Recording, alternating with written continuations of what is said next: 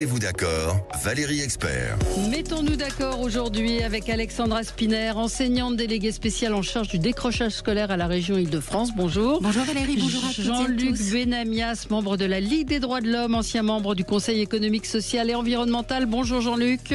Bonjour à tout le monde. Et Charles Aloncle, député de l'Hérault, porte-parole de l'UDR. Bonjour. Et Marie-Ève Malouine, vous êtes journaliste politique, éditorialiste à la revue Politique et Parlementaire. Bonjour. Bonjour à vous. On va revenir évidemment sur ce rapport sur les frères musulmans. On va revenir sur notre sondage IFOP. Est-ce que Bruno Retailleau peut capitaliser à droite et rassembler, c'est un mot qu'il emploie beaucoup d'ailleurs, et rassembler autour des LR. Bref, pas mal de sujets avec vous. Vos coups de cœur, vos coups de gueule. On va commencer avec vous, Jean-Luc Benamias. Oui, c'est un coup de gueule, même si le terme est impropre. Ouais. Sur l'état de famine à Gaza. On en parle de plus en plus, heureusement d'ailleurs, mais ça ne règle pas le problème. Il est grand temps, de mon point de vue, que la communauté internationale, l'Union européenne, l'ONU, d'autres grands pays interviennent et permettent de nourrir ces centaines de milliers de personnes qui meurent de faim. De plus en plus sur nos différentes chaînes d'infos et sur nos grandes chaînes. On s'aperçoit que l'état de famille est complet. Alors, quelle source? Parce que moi, je vois beaucoup de choses sur les réseaux où c'est compliqué de voir et de savoir exactement quelle est la situation, puisqu'il n'y a pas de journalistes qui peuvent entrer à Gaza. Valérie, je parle du reportage sur France 2 hier. Hein. Alors oui, je n'ai pas vu ce reportage, mais j'ai vu moi des images. Alors est-ce qu'elles sont fausses ou pas, comme cette une de l'Humanité la semaine dernière qui nous montrait un enfant totalement squelettique et qui est un enfant qui est malade, qui a une forme de mucoviscidose. Je parle vraiment. Oui, non, mais on a vu des images. Je nie pas du tout la situation absolument dramatique, mais on a vu des images aussi de supermarchés, qui étaient achalandés. Donc je ne sais pas où est l'intox dans tout ça, mais j'entends ce que vous dites. Je pense qu'on a dépassé très largement le stade de l'intox. Hein. Sérieusement, ou alors les journalistes de France 2 et de France Télévisions, Vous reconnaissez donc qu'il y avait de l'intox. C'est déjà un bon départ. Pardon ? Vous reconnaissez donc qu'il y avait de l'intox, puisque non, vous pas dites. du tout. Si vous dites on est bien au-delà de l'intox, donc pour être bien au-delà de l'intox, faut-il qu'il y ait eu un tox?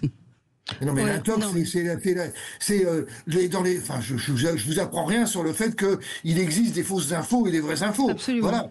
D'accord. Surtout sur Gaza, oui. Mais en tout cas, non, pas surtout sur Gaza, sur l'ensemble de la situation internationale.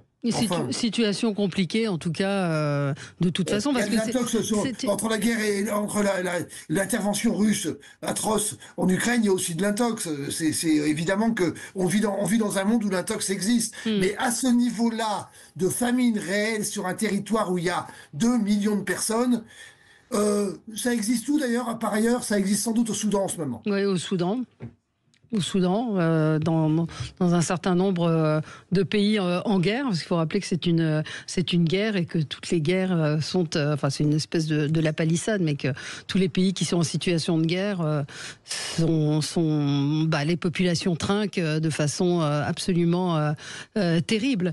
On parle de ça. Hein. Oui, non, mais évidemment. On va revenir sur la suite de l'actualité dans un instant, puisque c'est l'heure des infos avec vous. À tout de suite. Sud Radio. Parlons vrai. Sud Radio. Parlons vrai. Sud Radio, le 10h midi, mettez-vous d'accord, Valérie Expert. Et on est ensemble pour commenter l'actualité avec Alexandra Spiner, enseignante déléguée spéciale en charge du décrochage scolaire à la région Île-de-France.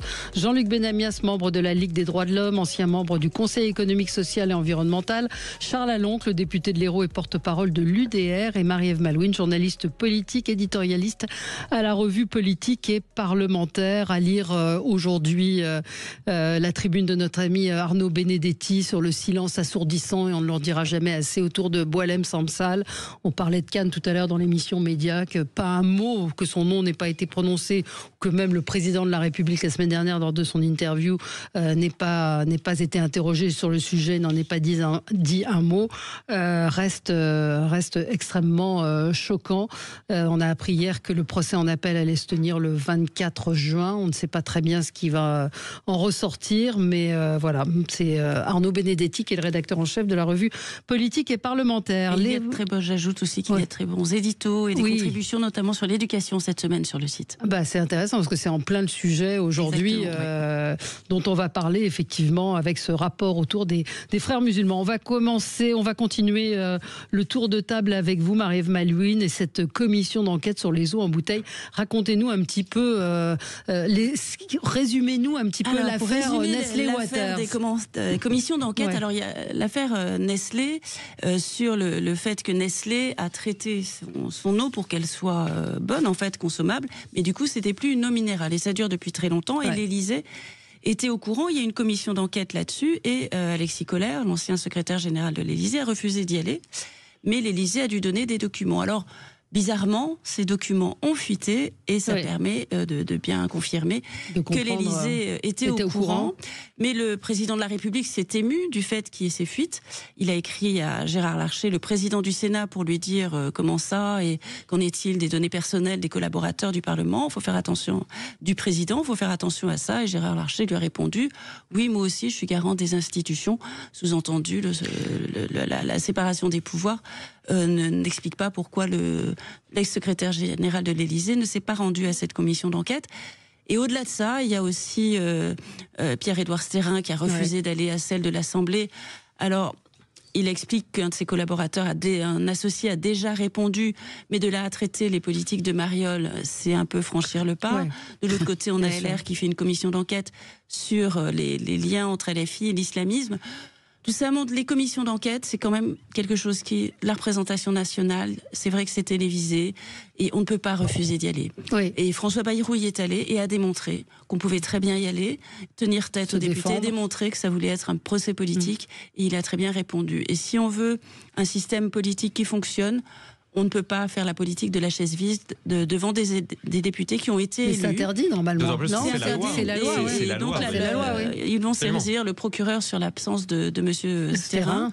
Mais sans aller jusque-là, je pense que si, comme M. Stérin veut s'impliquer en politique, si on s'implique en politique, il faut respecter les règles, assumer, y compris celles qu'on conteste, mais ne serait-ce que pour les contester, on peut y aller et le dire. Et après, sur le reproche, je compléterai simplement sur M. Stérin. Vous avez évoqué effectivement les reproches qu'il fait à la commission en expliquant que l'un de ses collaborateurs, Arnaud Rérol, a été entendu il y a quelques jours, mais il émet aussi un sérieux doute sur le fait qu'il fait l'objet de beaucoup de menaces de mort, et donc c'est l'une des raisons qu'il invoque sur le fait que se déplacer serait pour lui dangereux, d'autant plus qu'on n'est pas à l'abri avec des collaborateurs LFI, avec un certain nombre de gens qu'on juge dangereux aussi, qui maintenant ont infiltré même l'enceinte de l'Assemblée nationale. C'est un motif qu'il a. La représentation nationale, l'Assemblée nationale, si un intervenant qui vient à l'Assemblée n'est pas en sécurité, il y a un danger extrêmement fort pour la démocratie. Ça peut pas être un argument. En tout cas, c'est l'un de ceux qui avance. Je ne le défends pas, mais dans sa défense, il a expliqué aussi que c'est parce qu'il habite en Belgique et que c'est pas le jour où il vient à Paris. Une commission d'enquête parlementaire, on se libère pour y aller. Et s'il y a le ministère de l'Intérieur est tout à fait à même de protéger sur son trajet et à l'intérieur de l'Assemblée, il y a des huissiers, il y a une protection évidemment. Mais ce sont des commissions d'enquête, Jean-Luc Benamias, qui sont de plus en plus politiques ou pas, vous qui avez une longue expérience? Non, c'est le rôle de la commission d'enquête. L'Assemblée nationale fait de la politique. Donc ça ne me paraît pas du tout scandaleux que ces commissions d'enquête, quel que soit le sujet, posent des questions. Parfois c'est des questions qui fâchent.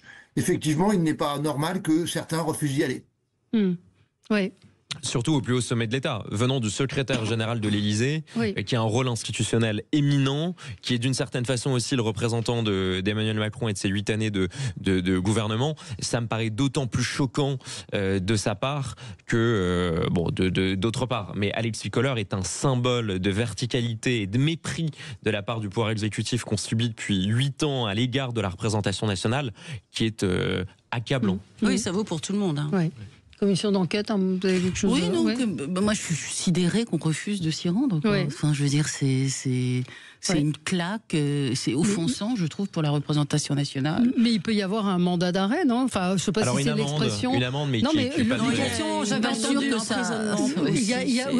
j'avais entendu à l'époque où il y avait l'audition sur l'audiovisuel, Cyril Hanouna qui avait dit qu'il n'irait pas, et il avait été répondu qu'on pouvait l'y contraindre par la force. Donc, mais bon, ça n'a jamais été fait, mais non, effectivement. Parce qu'il s'y est rendu, du coup. Il s'y est rendu. Donc mais je trouve que ces commissions d'enquête qui sont diffusées à la télévision, elles produisent une vraie proximité, au fond, avec...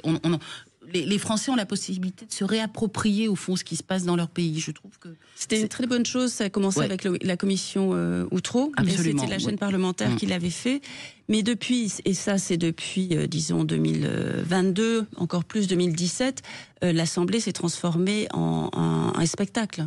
Et quand on a LFI qui a commencé à venir aux questions au gouvernement pour parler du pouvoir d'achat avec un sac de pâtes, de courses... Alors que c'est interdit, on ne peut pas prendre d'objet... C'est interdit, et c'est plus le rôle du Parlement. Là, on fait de la communication énormément. Il n'y a pas que LFI qui réduit la politique à de la communication.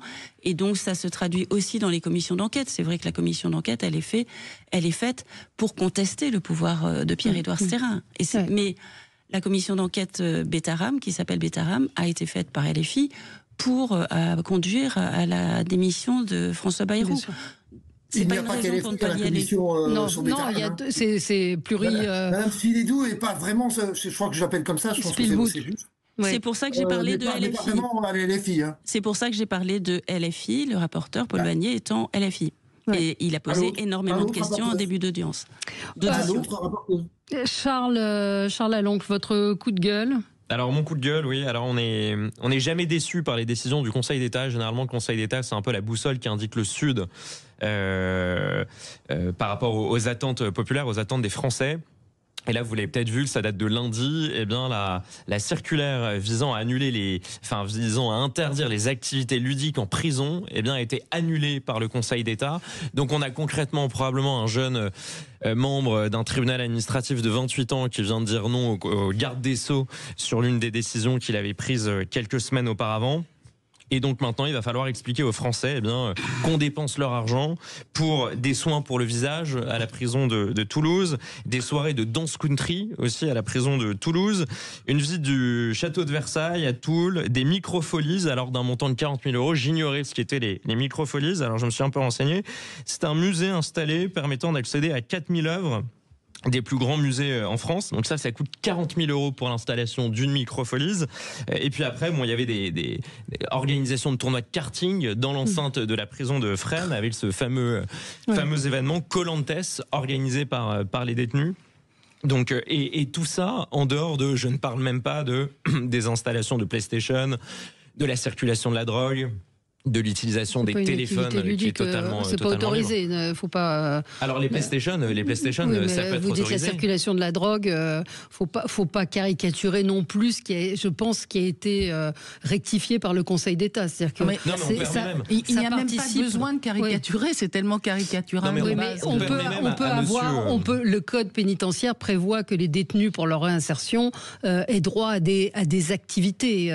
C'est pas non plus complètement absurde. Sauf que dans les faits, en fait, ça, au-delà de la violence symbolique que ça provoque et de l'humiliation que ça provoque aussi sur les familles de victimes qui le vivent avec une grande souffrance, au-delà de cette priorité à la réinsertion plutôt que sur la responsabilisation des détenus, il y a en fait des conséquences qui sont parfois dramatiques. C'est celle d'un détenu de Villepinte qui en début d'année s'est échappé suite à une permission qu'il avait pu avoir. Il y a quelques jours aussi, on a un détenu très dangereux qui est surnommé le Mexicain, qui avait tué un policier qui s'est échappé suite à une permission qui lui avait été accordée pour aller assister à un enterrement. Et effectivement, on l'avait pas accompagné à cette occasion, on n'avait pas mis les mesures de sécurité. Donc tout ça pour dire que il est temps, je pense, que la prison redevienne dissuasive et il est temps que le Conseil d'État arrête systématiquement de jouer contre le peuple. Je crois que le problème des prisons est vaste et on ne peut pas le résumer avec des exemples spectaculaires. qui frappe l'esprit et l'opinion. Parce que le karting était quelque chose de tout à fait exceptionnel, le garde des Sceaux de l'époque. Le travail sur l'art, moi j'ai vu un article sur un jeune qui est allé en prison, qui a découvert la cuisine et qui s'en est sorti et qui maintenant fait partie des meilleurs chefs de France. Donc ça compte aussi que les gens qui sortent de prison puissent se réinsérer. Et puis aujourd'hui, on a par exemple les saisies de mini téléphones portables qui sont une information plutôt positive sur l'action de l'État par rapport aux prisons et qui est moins caricaturale parce qu'elle a plus de portée. Quand on voit les images de ces tout petits téléphones et on voit bien la difficulté, on peut dire les téléphones circulent en prison comme n'importe quoi.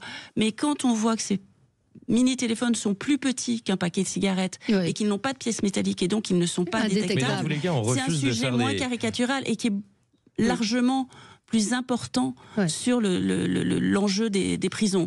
Il y a simplement une hiérarchie. Mais je pense qu'il y a un problème prison, il faut le prendre en compte. Mais il y a un problème Conseil d'État aussi, surtout. Il y a un problème, et juste pour vous répondre... Je ne connais pas juridiquement quelle est la raison. Je pense que ce n'est pas des exemples anecdotiques. Là, ça concerne une centaine d'activités, de types d'activités ludiques qui, en fait, ont été retoquées par le Conseil d'État. Qu'est-ce qui est ludique ? Par exemple, les ateliers d'écriture, c'est ludique.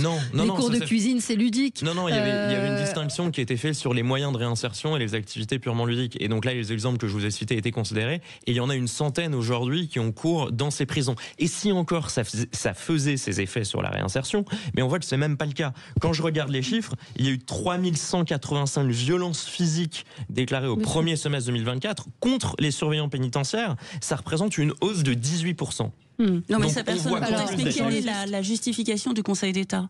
Alors la justification du Conseil d'État est quand même très maigre, très mince. Elle explique simplement que dans cet objectif de réinsertion, on ne peut pas empêcher l'organisation d'activités ludiques. Ils s'en tiennent à ça, la volonté du garde des Sceaux. Ils emploient le mot ludique ? Oui, ils emploient le mot ludique. Et les exemples que je vous ai cités sont des activités quand même provocantes qui sont exclues par le Conseil d'État. On va marquer une pause. Jean-Luc, vous pourrez dire un mot si vous en avez envie dans un instant. Sud Radio. Sud Radio. Parlons vrai. Parlons vrai. Sud Radio. Parlons vrai. Sud Radio, le 10h midi, mettez-vous d'accord, Valérie Expert. Vous voulez dire un mot ou pas, Jean-Luc, sur les prisons ? Oui, dire qu'il y a quand même 70 000 prisonniers et que tout le monde n'a pas accès à des activités, entre guillemets, ludiques. C'est beaucoup plus diversifié. Il y a des prisonniers qui sont sous haute surveillance, ils n'ont pas accès à des activités ludiques. Et c'est cela les plus dangereux. Et après, quand on est sur des prisons, quand on est emprisonné depuis plusieurs années, voire parfois pour 15 ou 20 ans, évidemment qu'à un moment donné, il y a besoin d'activités, je n'aime pas le mot ludique, mais d'activités annexes. De soins du visage et de massage, oui. Mais si, mais c'est un peu grossier de penser que c'est la foire dans les prisons. Enfin. Regardez les vidéos sur TikTok, regardez les vidéos de ces influenceurs détenus qui filment le quotidien de la prison et qui montrent que non, c'est loin d'être Guantanamo.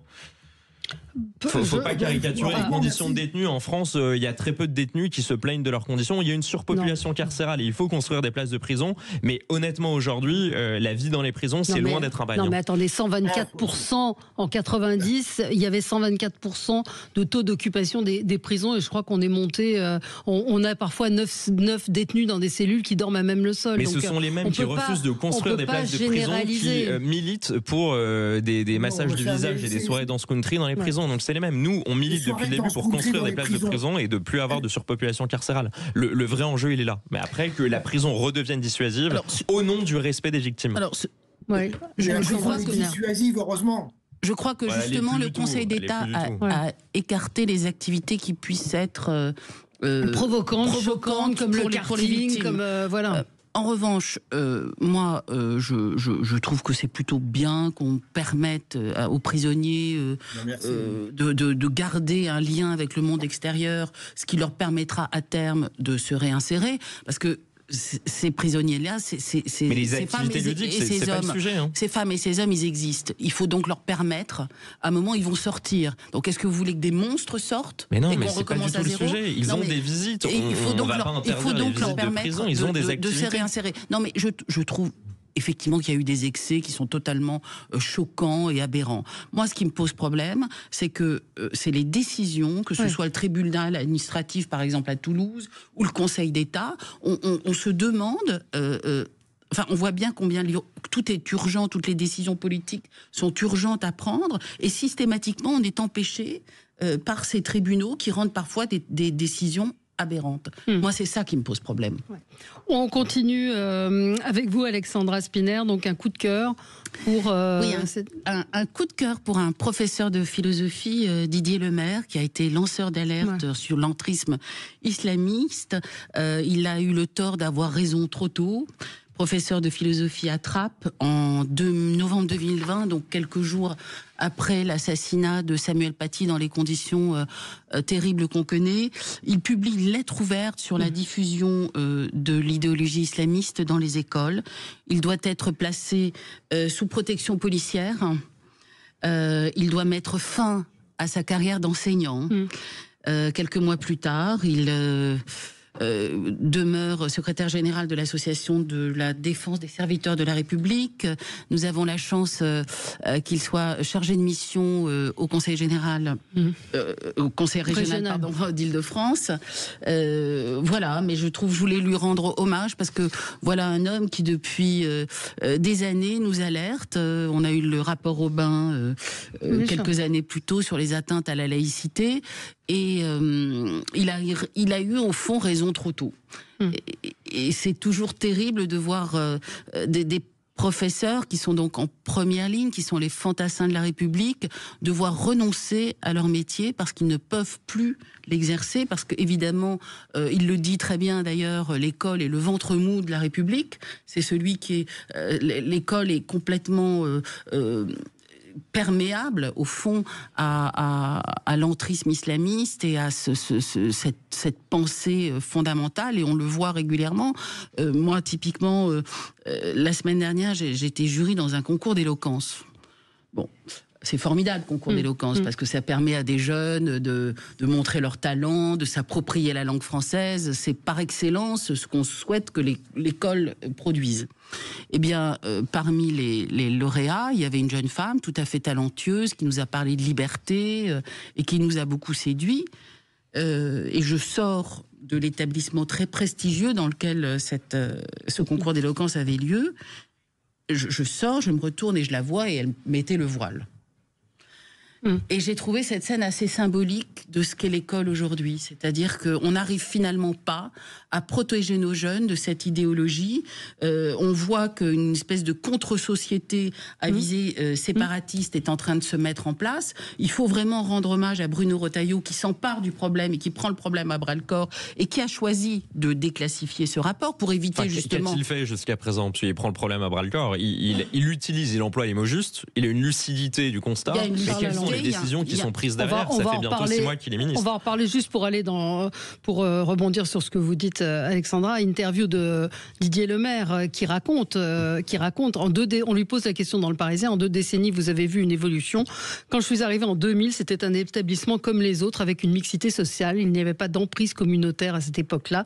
Elle s'était accentuée après les attentats de 2015 et devenue très forte à partir de 2019 auprès de certains élèves qui perçoivent les professeurs comme des étrangers ou des ennemis, avec qui ils n'ont plus de relation de fraternité. J'ai vu d'excellents éléments devenir mutiques, ne plus me regarder dans les yeux. Et il dit la philosophie, un certain nombre ne venaient plus au cours de philosophie parce qu'ils considéraient que c'était mauvais pour leurs croyances. Des pressions étaient exercées par des garçons salafistes également à l'égard des filles musulmanes pour qu'elles portent le voile, etc., etc. Donc parlons de ce rapport. Effectivement, c'est un petit peu ce que je disais hier, c'est-à-dire qu'on semble découvrir quelque chose que personne n'ignorait. Des lanceurs d'alerte ont été là. Il y a eu le rapport Aubin, il y a eu des livres. Je cite encore Jamila Ben Habib qui avait écrit en 2009 Ma vie à contre-coran et qui racontait ce qu'elle a vécu en Algérie et qui racontait ce qui se passe en France, c'est-à-dire comment cet islam politique est en train d'arriver dans la vie, enfin conquiert la société par justement des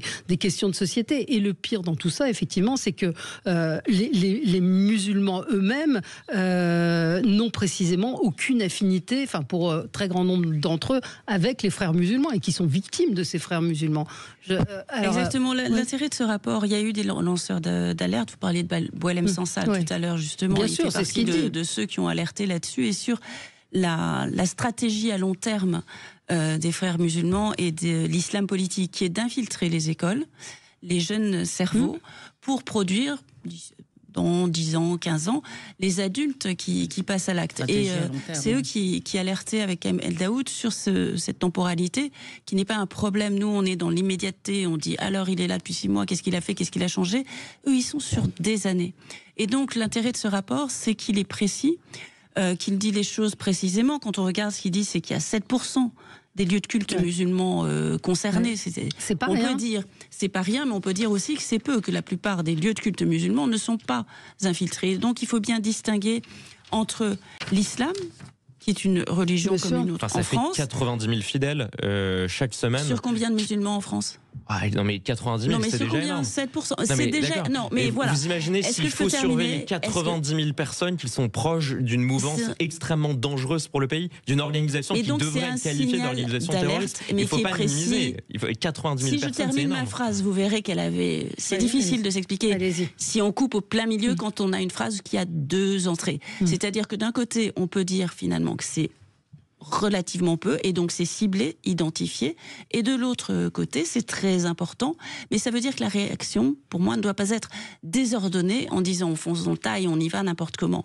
Ça veut dire qu'il faut une réponse ciblée, précise et clairement expliquée.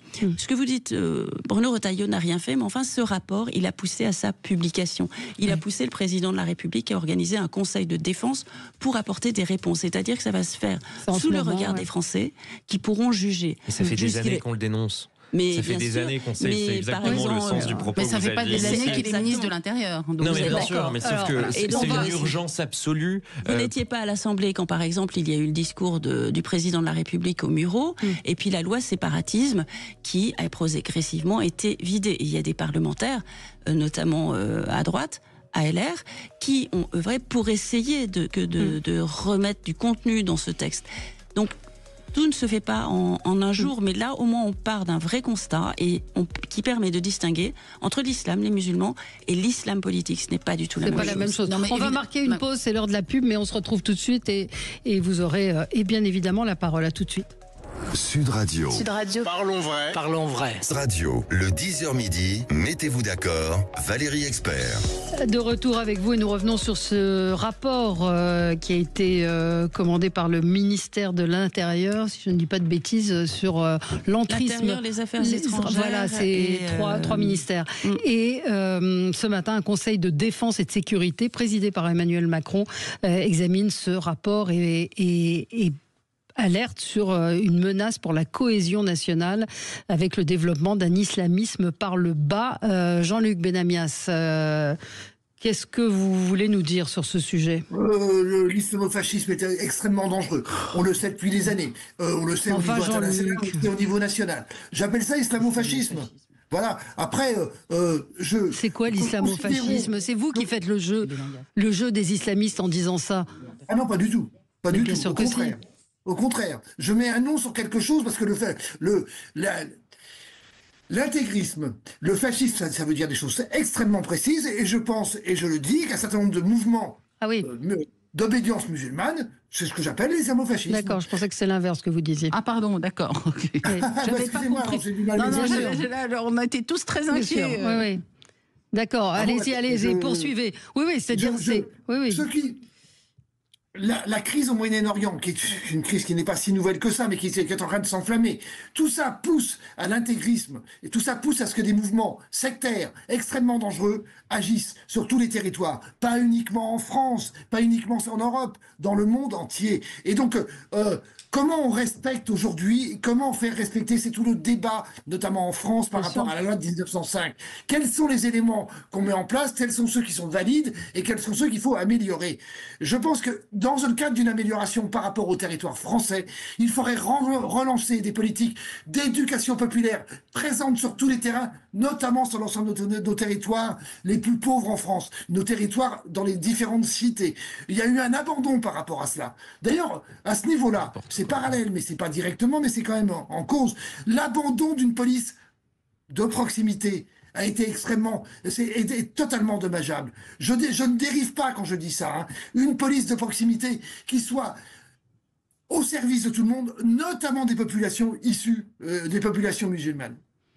Mais est-ce que ça suffit? Je veux dire, quand on lit le rapport... Non, si ça suffisait, Valérie, si j'avais réponse, et si on avait réponse sur ce plateau, à la crise générale dans laquelle nous vivons, ça se saurait. Mais nous, ça ne suffirait pas. Mais redonner une présence adulte, une aide notamment à nos enseignants, une aide au personnel qui s'occupe du territoire, je pense que c'est absolument indispensable. Alors, il y a un abandon par rapport à cela. Les enseignants se retrouvent, pour beaucoup d'entre eux, isolés. Oui, et s'auto-censure.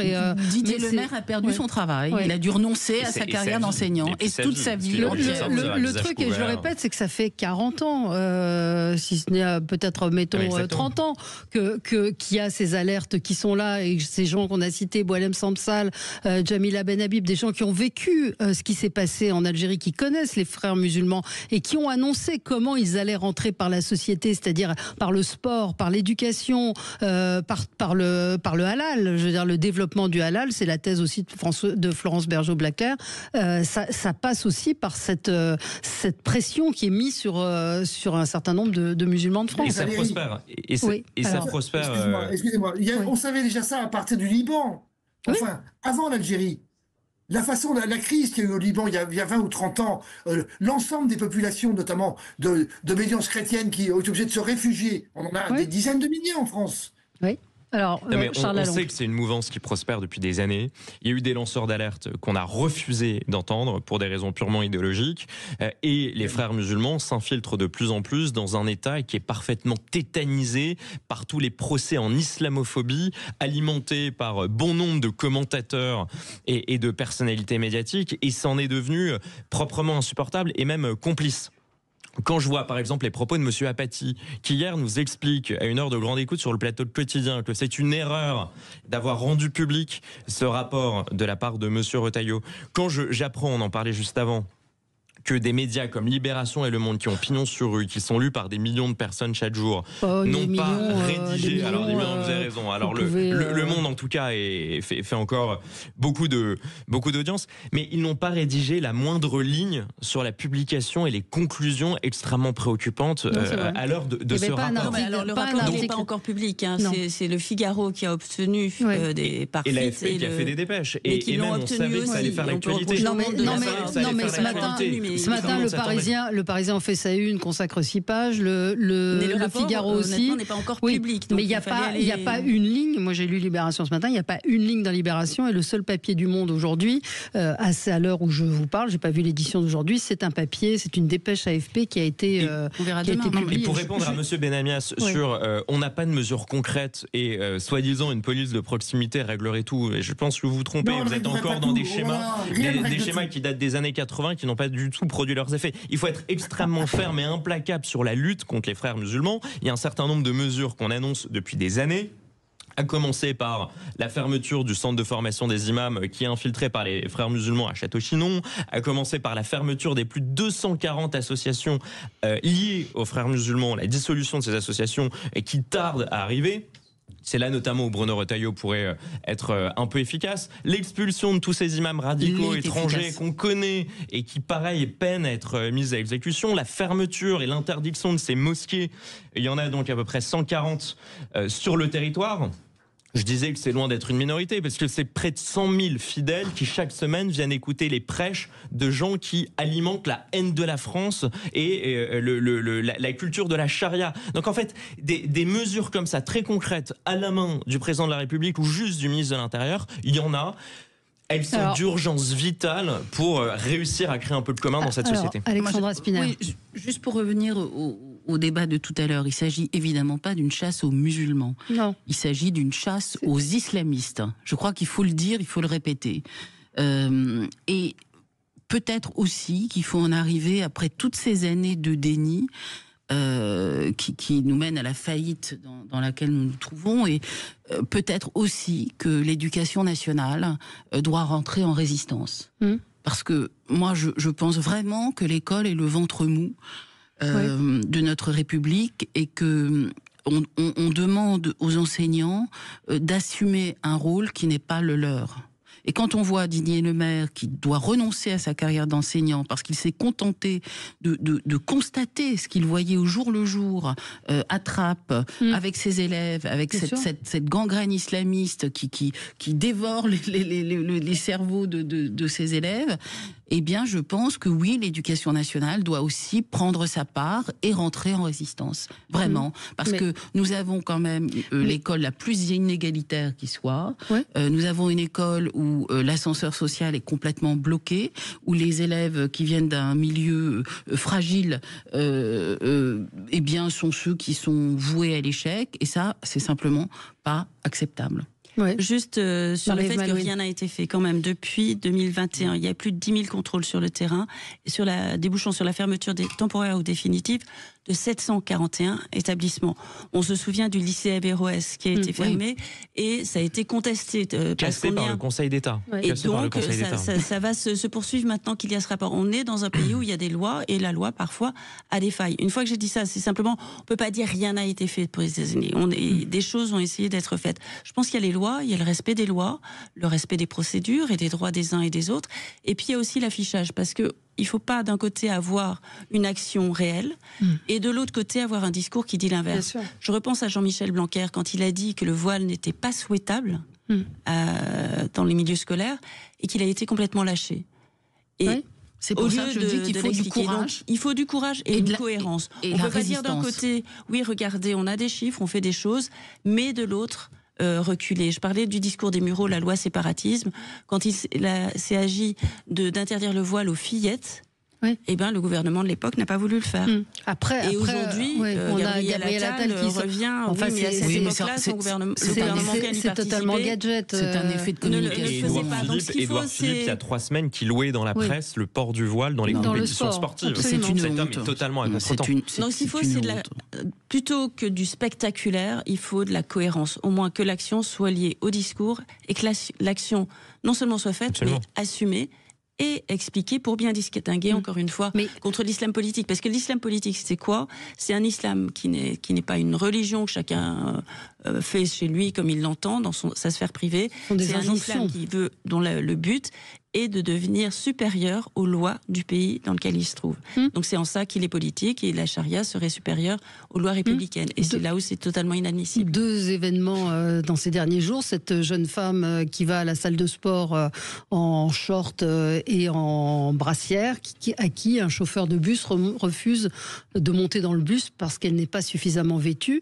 Et puis le décès du rappeur Renoir, qui a suscité toute une polémique sur les réseaux, puisque un certain nombre d'internautes ont demandé à ce qu'on n'édite plus sa musique, ni qu'on montre son visage, puisqu'il était mort, et que dans l'islam, c'était une des préconisations de ne pas montrer le visage et de ne pas publier cette musique. Je veux dire, et c'était très très fort sur les réseaux quand on suivait ça. Et peut-être un troisième fait aussi, c'était l'ouverture d'une boutique à Paris qui a vu énormément de personnes y arriver, qui fait la promotion du vêtement pudique, du vêtement islamique, avec grand renfort de campagne, notamment sur TikTok, d'influenceurs. Avec la Tour Eiffel voilée. Islamiste, avec la Tour Eiffel voilée, dans un pays soi-disant islamophobe. Donc il y a aussi ça, c'est un filtre. Même les codes de la mode, les codes vestimentaires, à grand renfort d'influenceurs. La question, c'est est-ce qu'on va sortir des gadgets, est-ce qu'on va sortir des incantations? Je vois sur BFM, Bardella veut interdire les frères musulmans, mais c'est quoi les frères musulmans? Les considérer comme organisation terroriste. Mais c'est pas. Mais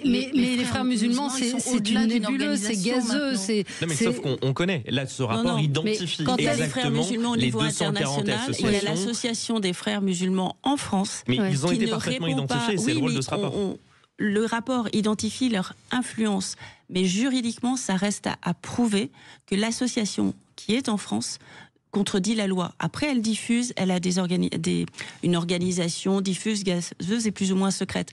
Comme la France est un pays de droit, il faut s'appuyer sur du juridique. Et si c'est une association qui, en tant qu'association en France, ne fait rien d'illégal, on ne peut pas l'interdire. Non, mais une association comme les musulmans de France, l'ex-UOIF, qui se revendique des frères musulmans, qui a pignon sur rue, qui est considéré d'ailleurs par les pouvoirs publics comme un interlocuteur légitime et fréquentable, le jour où vous faites passer les frères musulmans comme une organisation terroriste, vous armez le ministre de l'Intérieur pour assumer la dissolution de cette association. On ne le considère pas comme ça au doigt mouillé. Il faut des éléments. Mais non, c'est pas au doigt mouillé. Mais non, mais c'est une décision. Il faut des lois, vous êtes législateur. De considérer comme organisation terroriste sur la base de ces rapports, sur la base de tout le travail effectué par nos services de renseignement. Derrière, les frères musulmans pourraient très bien être considérés comme une organisation terroriste sans aucun problème. On verra ce que dit le rapport dans le détail. Je vous le donne. Bruno Retailleau ne n'ira pas jusque-là. Mais moi, j'espère que les frères musulmans seront interdits. Je l'espère vraiment. Mais je pense que c'est, pardon d'être peut-être un peu provocante, mais je pense que c'est totalement anecdotique. Le courage, il doit être ailleurs. Il doit être à l'école. Il doit être dans le sport. On doit prendre des décisions courageuse, concrète. On y revient dans un instant. Et ne pas laisser l'espace pour pouvoir contrer toutes ces mesures. À tout de suite. Sud Radio. Sud Radio. Parlons vrai. Parlons vrai. Sud Radio. Parlons vrai. Mettez-vous d'accord. Valérie Expert. Une grande partie de toute l'émission consacrée à ce rapport, mais c'est intéressant de débattre et de commenter. Les musulmans de France dénoncent, c'est la Fédération des musulmans de France qui dénonce des accusations infondées. Nous rejetons fermement toutes les allégations qui tenteraient de nous associer à un projet politique étranger ou à une stratégie d'entrisme. Les amalgames, même involontaires, entre islamisme politique et radicalité sont non seulement dangereux, mais contre-productifs pour la République elle-même. Jean-Luc, vous voulez... Oui. Je suis assez d'accord avec ce texte, avec ce qu'ils viennent de déclarer. Interdire les frères musulmans, mais j'espère que vous vous rendez compte de ce que... Surveiller les pratiques de certains membres des frères musulmans. Les 100 000 fidèles. Les 100 000 fidèles, on les surveille tous. Je termine, est une évidence. Interdire les frères musulmans. Mais enfin, on a des relations avec un nombre de pays arabes, de pays musulmans dans le monde, l'Union européenne, la France. Comment on va expliquer ça après? Au Qatar, par exemple? Au Qatar. Mais Hassan El-Banna, pour vous, c'est quelqu'un de très fréquentable qui... L'influence du réseau des frères musulmans, il n'y a pas que celui-là au niveau islamisme, et au islamisme potentiellement dangereux, il n'y a pas que celui-là. Interdire comme ça, non, surveiller, et tant mieux si on le fait. Mais on les surveille déjà, avec aucune conséquence. Bien sûr qu'aussi il y a des conséquences, quand même, heureusement. Mais c'est quoi votre solution? C'est quoi votre solution sur ces prêches de haine contre la France? Quelques imams qui ont été extradés, qui ont été mis en dehors du territoire. Mais c'est quoi vos solutions concrètes pour lutter contre cette radicalité islamiste qui est en train de prendre du terrain année après année? 10% des lieux de culte, 240 associations, 100 000 fidèles, la mer est en train de monter, et vous, qu'est-ce que vous proposez? Alors, surtout, on fait rien, on continue à surveiller. Non, alors ça, surveiller, on est bon, on surveille, hein. Mais qu'est-ce qu'on fait concrètement pour arrêter la marée? Je ne peux pas répondre à cette question telle que vous la posez. C'est impossible. Bon, en tout cas, on est tous d'accord sur un point, c'est que la France est devenue une porte d'entrée ouverte, béante. Mais pas que la France. Oui, mais regardez la Belgique. Oui, la Belgique. Oui, mais est-ce que vous voulez qu'on devienne la Belgique? Est-ce que vous voulez qu'on devienne l'Angleterre? Il n'y aura plus qu'on devienne la Belgique. Enfin, soyons sérieux quand même. La Belgique n'est pas non plus un pays qui est pas dirigé du tout. Enfin, quand même. Mais la Belgique est en train de se soumettre de façon catastrophique. Vous savez, un dessinateur me racontait que quand il va en Belgique, un dessinateur qui est protégé par 2 policiers en France, quand il va en Belgique, c'est 40 policiers. 40 policiers qui sont autour de lui pour qu'il ne se fasse pas descendre.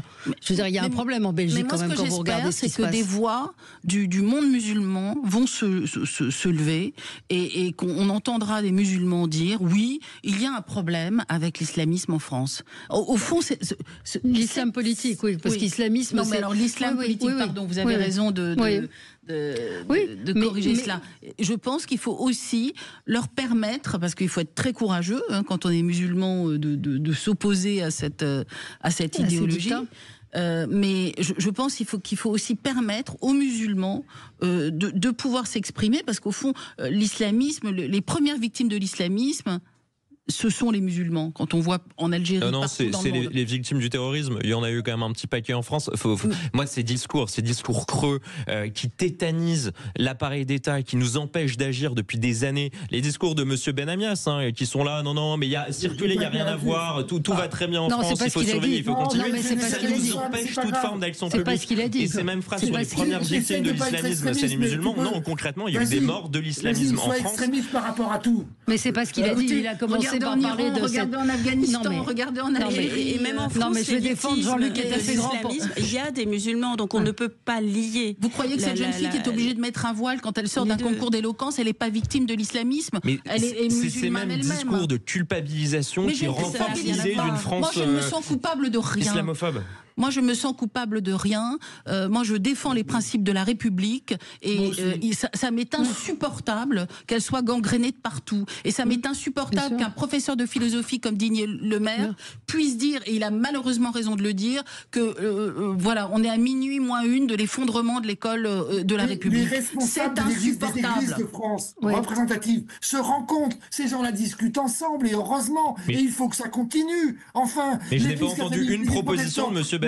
Le judaïsme, il rencontre les églises aussi musulmanes, enfin, soyons sérieux. Mais je n'ai pas entendu une proposition, une solution de votre part. Je vous en ai apporté 5 ou 6 d'urgence absolue qu'on demande, qu'on réclame depuis des années. Vous, visiblement, vous êtes à court de solutions. Vous faites des constats et vous avez des grands mots magnifiques. On aurait la larme à l'œil. Qu'est-ce qu'on fait alors? Concrètement, on considère les frères musulmans comme une organisation terroriste, on s'arme en renvoyant les imams radicaux étrangers chez eux, on dissout les 240 associations qui sont éminemment dangereuses et qui sont connues et qui figurent dans le rapport, on retire aussi ces lieux de culte, il y en a à peu près 150 et il y a 100 000 fidèles qui les fréquentent, on les ferme, ces lieux de culte. Et on essaye de surveiller, mais nos services de renseignement sont tellement embolisés qu'on le fait déjà. On surveille ces imams et ces personnes qui les fréquentent. Mais il faut s'armer une bonne fois pour toutes. Et alors déjà, à commencer par l'Association des musulmans de France, ex-UOIF, d'arrêter de les considérer comme un interlocuteur acceptable des pouvoirs publics. À un moment donné, il faut dire les choses. Je crois qu'on s'en sortira pas. Non, mais il y a quand même des chiffres qui devraient quand même nous alerter. Je vous rappelle qu'il y a 5 ans est sorti un sondage qui disait que 1 musulman sur 5 ne condamnait pas l'attentat de Charlie Hebdo. Et ça sont des chiffres qui sont des alertes qui devraient provoquer un sursaut républicain de tout le pays. Voilà. Oui, et puis le sondage aussi, il dit qu'il y avait 36% des 18-25 ans qui considéraient que la charia devait être supérieure aux lois de la République. Donc on est quand même dans un mouvement de fond assez important et je vois pas effectivement comment, quand on voit la puissance de TikTok, ce qui est expliqué dans le rapport, la puissance des réseaux sociaux dans l'influence et dans l'entrisme, on a du souci à se faire. Infiltrés. C'est pour ça que je pense qu'au lieu de nous diviser et de renvoyer à la figure, vous n'avez rien fait, nous on fera mieux, il faut essayer d'agir ensemble. Et sans envenimer la situation, mais comment au contraire, fait-on concrètement défendre la laïcité. Mais je vous l'ai dit tout à l'heure, je vous ai donné les chiffres. J'ai donné les chiffres. Il y a des centres qui ont été fermés, il y a des associations qui ont été dissoutes, il y a des enquêtes qui sont faites. Ce rapport existe, il cible là où il y a des problèmes. Donc il faut attendre. Mais oui, mais il y a un conseil de défense demain et qui donnera des réponses. Ce qu'il faut aussi, c'est avoir une cohérence. C'est-à-dire qu'au niveau de l'éducation nationale, quand des enseignants se retrouvent seuls face à l'entrisme islamiste de l'islam politique, il faut qu'ils soient sûrs d'être accompagnés efficacement par l'éducation nationale et pas qu'ils aient un doute et qu'ils ne soient pas certains d'être accompagnés et défendus. C'est ça qui doit changer. Mais en faire un objet de polémique politicienne, je pense que ça créera des amalgames. Mais il faut traiter le sujet, parce que les Jean-Michel Apathy, Le Monde et Libération et M. Benamias je vous dis que la situation est grave, mais que s'opposer les uns aux autres, ça nous affaiblit et ça rend service à l'entrisme de l'islam politique. Au contraire, il faut défendre les mêmes valeurs et être cohérent. Et réduire ça en disant c'est très grave, mais ça vaut une petite polémique politicienne, ça ne produira rien. On pense qu'il faut que ce soit un plan d'urgence nationale, qu'on le considère comme tel, avec les moyens qui seront mis. On n'a pas parlé des écoles coraniques. Les écoles coraniques, il y a 1/3 des écoles coraniques qui évoluent dans la mouvance des frères musulmans. Ça représente 66 000 élèves en France. Le chantier est considérable. Donc il faut mettre les moyens et il faut enfin le mettre comme une priorité d'urgence nationale. C'est fini pour aujourd'hui. Merci à tous les quatre. Merci. Et réécoutez ce qu'a dit Jean-Luc Benamias. Il a commencé par parler d'islamo-fascisme. Donc il était bien sur cette ligne-là. On se retrouve demain. Très bonne journée sur Sud Radio. Sud Radio. Sud Radio. Parlons vrai. Parlons vrai. Sud Radio. Parlons vrai.